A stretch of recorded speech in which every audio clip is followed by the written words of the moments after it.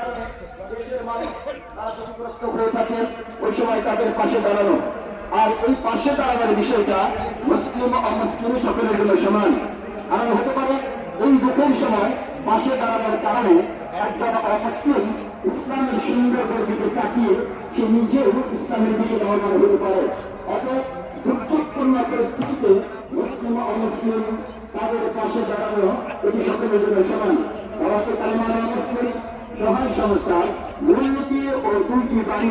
এক নম্বর, আল্লাহর কোরআনের রাসূল এই বাণীকে মেনে চলি, তাই শিয়া সুন্নি মাযহাবী ও লাগাতারি সকল মুসলমান ভাই বোন এখানে একটু ব্যতিক্রম থাকলেও এদের যারা মুসলমান আছেন এবং যারা সদস্য মহোদয় আছেন তাদের কাছ থেকে আমরা গ্রহণ করবো। কোথাও যদি কোনো শব্দ, কোথাও যদি কোনো বাক্য, কোথাও যদি কোনো নীতি, কোথাও